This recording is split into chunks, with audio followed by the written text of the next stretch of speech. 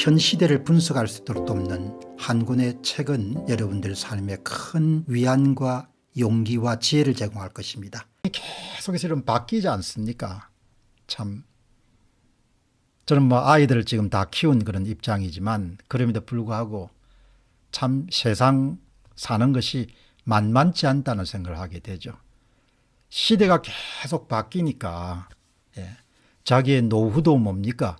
그게 맞춰서 변신을 하지 않으면 어려움에 처하게 되죠. 여러분 지금 이제 그냥 넘기기에는 너무 심각한 현상을 우리가 주목하게 됩니다. 그러니까 매일 쏟아지는 그런 신문들을 쫙 보게 되면은 그 기사 가운데 유독 눈길을 끄는 부분이 있지 않습니까? 그 눈길을 끄는 부분은 사람에 따라 다르죠. 사람들은 그냥 흘려보낼 수 있지만 어떤 사람들은 그게 대단한 사건으로 그렇게 딱 눈에 들어오는 것이죠. 반값에 팔린 아파트가 수도권에서 나왔네요. 뭐 그런가 보다 그렇게 생각하겠지만 저는 이 사건이 주는 그런 메시지가 보통이 아니다 이렇게 보는 겁니다. 오늘 방금 전에 중앙일보의 톱 기사는 송도 38평 인천광역시 송도입니다. 6억 5천만 원 불과 넉 달 전에 비해가지고 반값 아파트로 건매가 되었다. 중앙일보 단독으로 전한 기사의 부제목은 진짜 급한 급 매물인 듯합니다. 최대 단지 매매가가 이해 당사자들에게 엄청난 그런 쇼크를 제공했습니다. 이런 기사가 나왔습니다. 그래서 뭐 그러려니 이렇게 생각하겠지만 제 머릿속에는 당장 떠오르는 것이 이게 참 예고편이 아닌가. 누구도 앞날을 정확하게 예측할 수가 없지만 이게 어쩌면 예고편일 수가 있겠구나 그런 생각을 하게 됩니다. 지금 금리가 계속 올라가지 않습니까? 올라가고 그다음에 이제 물가도 올라가고 그러니까 사람들이 다 위축이 돼 가지고 모든 부분에 대해서 특히 자산 가격을 다시 바라보는 그런 분위기가 아주 주변에 빠르게 확산이 되고 있는 것 같습니다. 내용을 한번 살펴보니까 8월 10일 날 인천 송도 국제도시 아파트 매매 시장은 한 아파트의 매매 가격 때문에 하루 종일 시끄러웠습니다.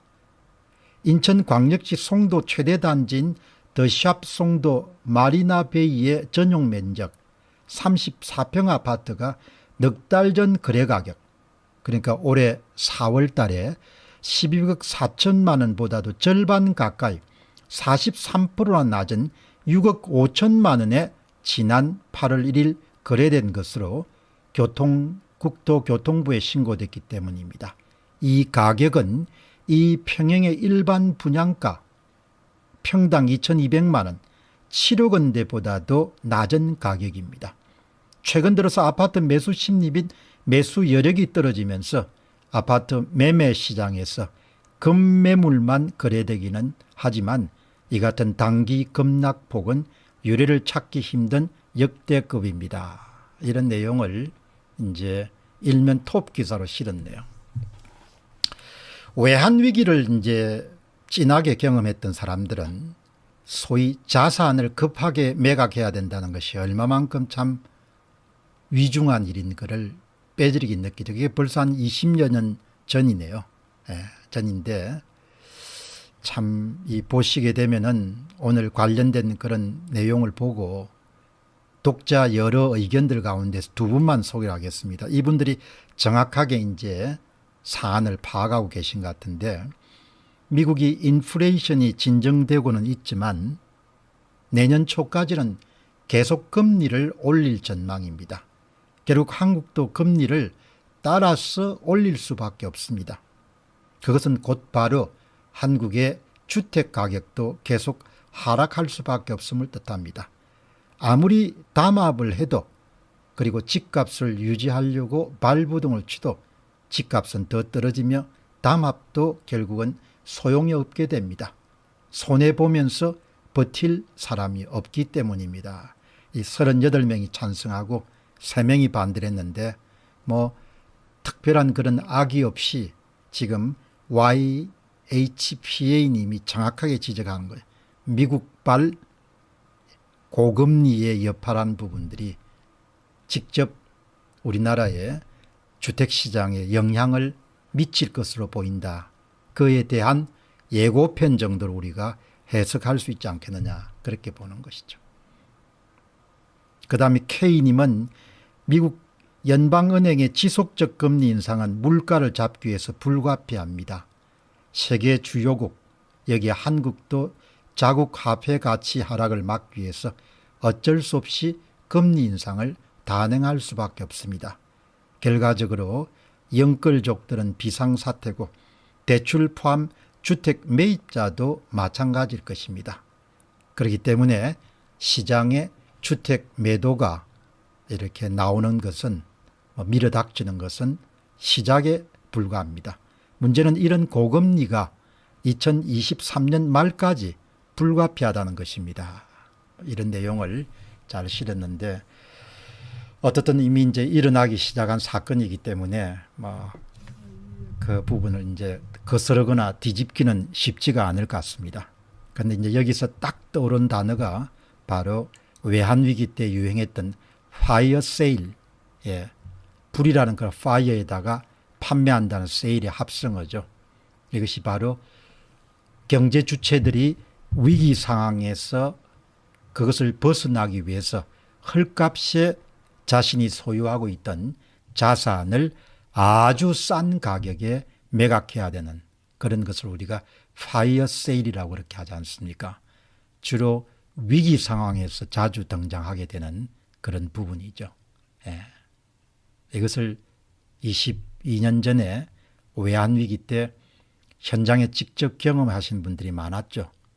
대기업들도 부채 비율을 낮추기 위해 가지고 가장 알짜 자산, 알짜 기업들을 시장에 헐값에 그냥 내놓아 가지고 팔아야 됐던 그런 상황을 우리가 기억을 하는 거죠. 경제 위기라는 것은 기본적으로 교과서를 읽어서 배우기가 쉽지가 않을 것 같습니다. 물론 아주 현명한 사람들은 그렇게 배울 수가 있겠지만 대개 이제 경제 위기라는 것은 직접 체험을 하거나 또 가족들이 겪는 것을 간접적으로 체험하거나 그렇게 하게 되면은 그 위기 상황을 남다르게 보죠. 그래서 우리 사자성어에 자주 쓰이는 유비무환, 항상 미리 준비한다, 이런 부분에 그 어떤 사람들보다도 적극적이죠. 그렇기 때문에 주변 사람들이 걱정도 팔자다, 뭘 그렇게 했냐, 일어나지 않은 일을 가지고 그렇게 걱정하냐, 그렇게 이야기하지만 집안이 그런 위기 상황에 처해봤거나 또 아니면 자기가 직접 뭔가를 하면서 그런 위기 상황을 겪어본 사람들은 소위 이렇게 고금리든 아니면 뭐 환율 급등이든 아니면 뭐 고물가든 간에 아니면 저성장이든 간에 자금 회전이 잘 안 되고 그래서 이자 부담이 커지고 그것을 감내하기 힘들어 가지고 급전을 꼬거나 또 급하게 자기가 오랫동안 만들어 온 자산을 내놔야 되는 그런 상황을 직접 경험하거나 간접적으로 체험한 사람들은 뭐 이런 문제를 보통 심각하게 보는 거 아니죠. 그래서 이제 공병호 TV에서 자주 부채 문제, 부채 위기 문제, 경제 위기 문제 이런 부분을 자주 다루는 것은 그만큼 이런 부분들을 좀 심각하게 받아들이기 때문에 여러분들에게 전하는 이야기다, 이렇게 보시면 좋겠습니다. 파이어 세일의 전조가 아니냐, 그렇게 보는 거죠.